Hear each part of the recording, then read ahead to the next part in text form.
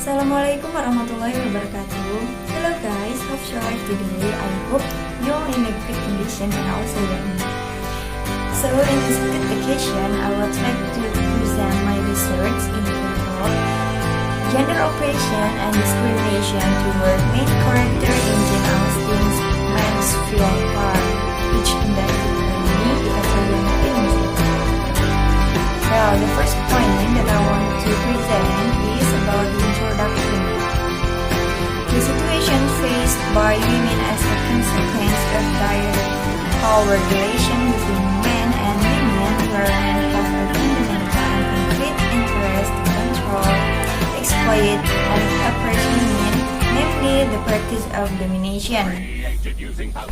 Well, Mansfield Park is one of the novels by Jane Austen that contains strong historical social elements, especially regarding the position of women in relation to men and the position of women in domestic and public spheres. The issue of gender leading to oppression and discrimination has often been the subject of discussion by other critics to this day. A woman who lives in a patriarchal environment, then her life is very thick with all the rules made by men as the head of the household. This research is important to do because by understanding the form of oppression and discrimination perpetrated by men against women, we will realize how valuable women felt in any way. And then, besides, we will know what kind of gender oppression does Fanny experience and how does discrimination experienced by her as the main character of Jane Austen Mansfield Park. Next point is research questions. Here there are three research questions. The first one is what kind of gender oppression does Fanny experience as the main character in Jane Austen Mansfield Park?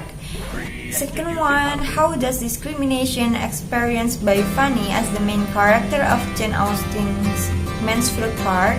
And the last point is, what are the causes of gender oppression and discrimination that occur to Fanny as the main character? For the next slide is approach. This study will use sociological approaches. The sociological approach is a science that explains a state of society that is equipped with a structure or descriptions of interconnected social phenomena. While the theories used, we use existentialist feminism by Simon de Beauvoir and gender studies by Foucault.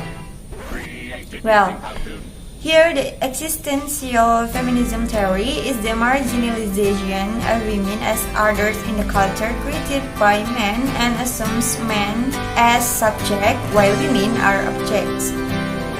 However, in existential feminism invites women to be able to live freely, to determine the future autonomously without any encouragement or direction from others. In other words, Weber invites women to be themselves.